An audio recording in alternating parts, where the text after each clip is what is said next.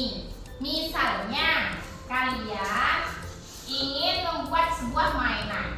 Mainan misalnya kalau yang laki-laki mau buat layang-layang misalnya ya. Terus kalau yang perempuan mau membuat boneka misalnya ya. Nah, kira-kira keinginan kalian untuk membuat mainan tersebut, untuk bisa membuat mainan tersebut terwujud, langkah apa yang kalian suka yang akan kalian lakukan? Misal saya menawarkan 3 hal ya. Yang pertama, kalian lebih suka mengikuti langkah-langkah tertulis misalnya. Dari misalnya kalian nyari di internet ya, ataupun ada langkah-langkah membuat layangan tertulis misalnya.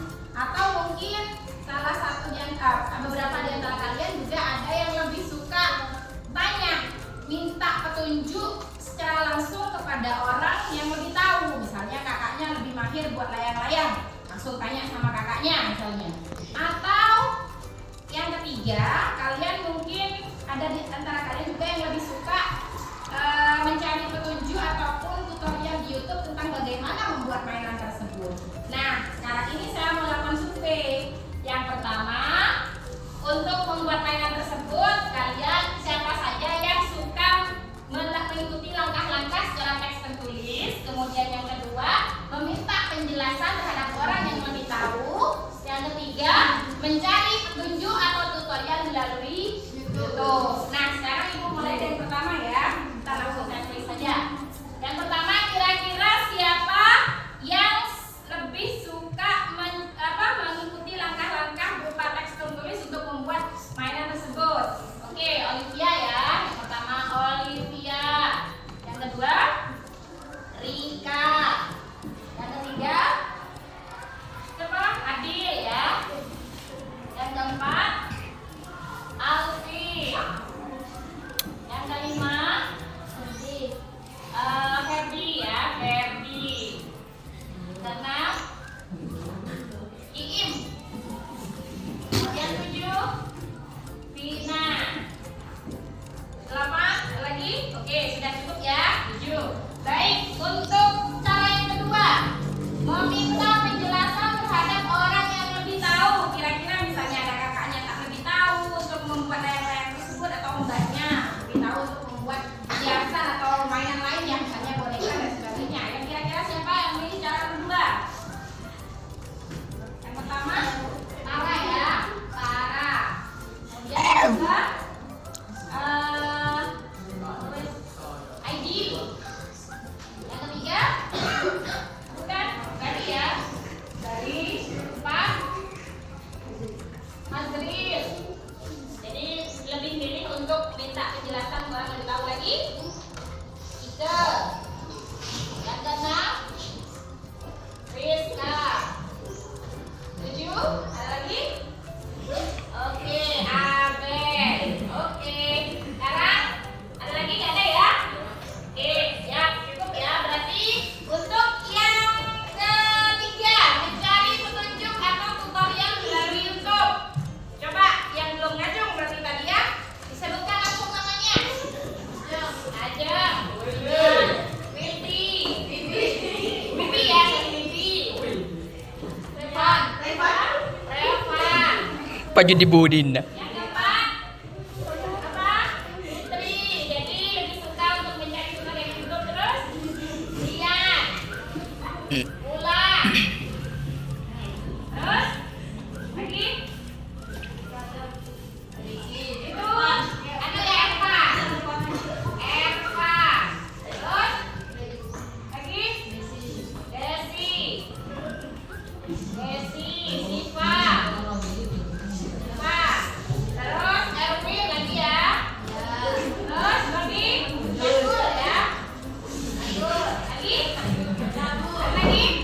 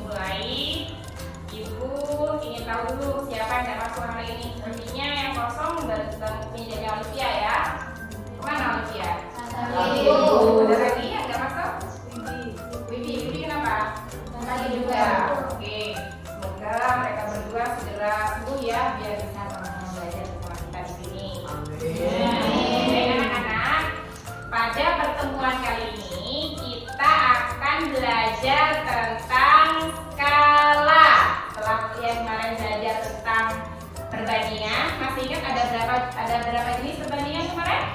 Ada 2 ya. Yang pertama apa?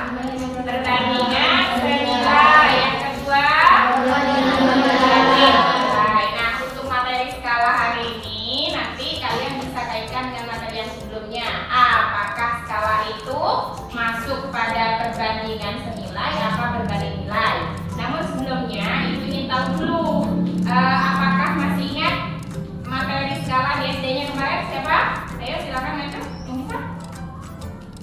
Apa itu skala? Ya? Oh, peta. Ya seperti yang kemarin ya, peta. Karena di dalam peta itu mesti ada skalanya, itu ya. Kemudian lagi apa? Ya? Model. Boleh, bisa ya. Jadi tidak hanya peta yang ada ininya, tapi juga bisa model sebuah objek ya, baik itu bangunan, rumah. Oke, ada lagi yang mau berpendapat apa itu skala? Ya, Fitri. Kurang keras suaranya. Yang lain kita tanya belakang. Ayo. Angka yang mewakili ukuran sebenarnya ya. Oke, bagus. Jadi nanti kalian akan saya hadapkan dengan sebuah peta.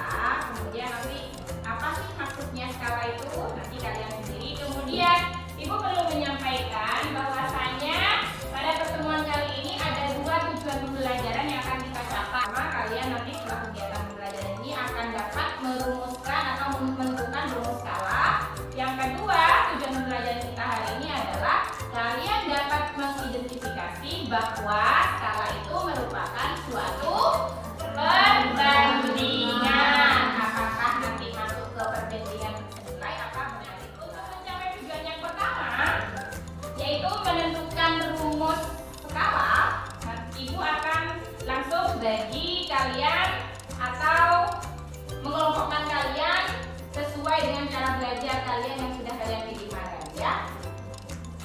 Oke, sekarang kalian coba perhatikan skala pada peta ini berapa? 1 banding 1 juta. Kemudian yang dimaksud 1 banding 1 juta pada peta itu bagaimana?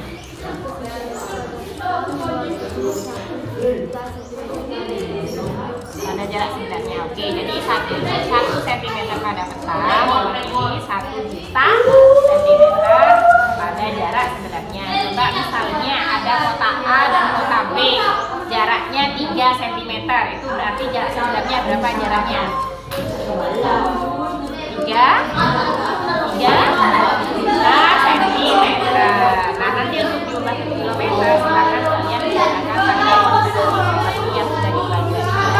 Nah, sekarang beralih ke cara menentukan rumus skala ya. Jadi ini ada segitiga yang akan memudahkan kalian untuk menentukan rumus skala. X ini adalah skala, kemudian JP ini jarak pada peta, kemudian ini jarak sebenarnya. Kalau misalnya kalian mau mencari skala, menentukan skala, ada soal misalnya mau menentukan skala, maka juga jarak sebenarnya dibagi jarak pada peta dibagi jarak sebenarnya ya. Kalau misalnya menanyakan jarak pada peta, berarti tinggal skala dikali. Kalau lurus skala ya dikali ya Nak ya. Kalau atas bawah seperti ini dibagi gitu ya. Jadi misalnya menanyakan jarak pada peta, maka tinggal skala dikali jarak sebenarnya. Misalnya menanyakan jarak sebenarnya, berarti bagaimana rumusnya? Gimana? Jarak pada peta dibagi skala gitu ya. Jadi segitiga ini memudahkan kalian untuk menentukan rumus skala ya. Coba sekarang kalian lanjut mempelajari contoh soal yang sudah ada di LKS. Selanjutnya kita akan melakukan kegiatan ini yang kedua ya, untuk mencapai tujuan belajar yang kedua. Setelah kegiatan belajar ini kalian kan diharapkan dapat mengidentifikasi bahwa skala itu merupakan suatu perbandingan. Nah, nanti kalian yang akan menentukan sendiri apakah skala itu masuk ke perbandingan senilai apa perbandingan nilai. Sekarang langsung membentuk kelompok sesuai dengan yang sudah saya bagi ya.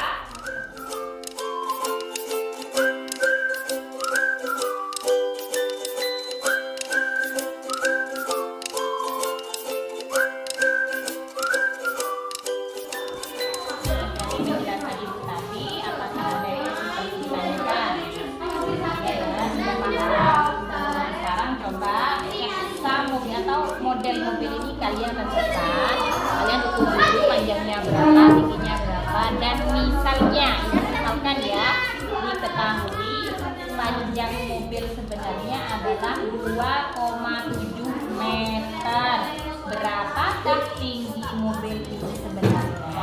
Sekarang coba silahkan kalian ukur dulu. Nah, ada yang ingat ya? Berapa panjangnya? Berapa? Kamu berapa panjangnya?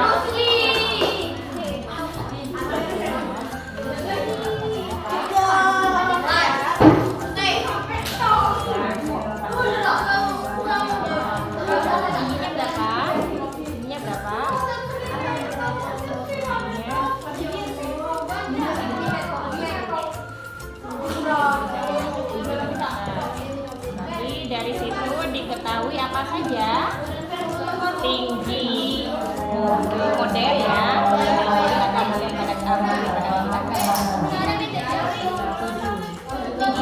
ya. Panjangnya berapa tadi? Panjangnya 14. Kemudian diketahui panjang mobil ini 2,7 meter. Berarti kalau dibaca senti berapa? 270 cm. Coba silakan kalian buat rumusnya di sini. Gimana rumusnya? Berdasarkan contoh yang tadi. Berarti apa? Berarti kebalikannya. 7 sama dengan panjang mobil sebenarnya berapa? 2,7. Kalau diubah ke senti 270. Jadi diambil 70.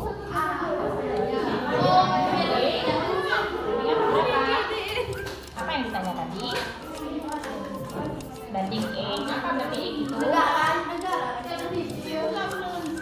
Tinggi mobil. Coba setelah itu dikalikan. Setelah itu diapakan? Dikalikan.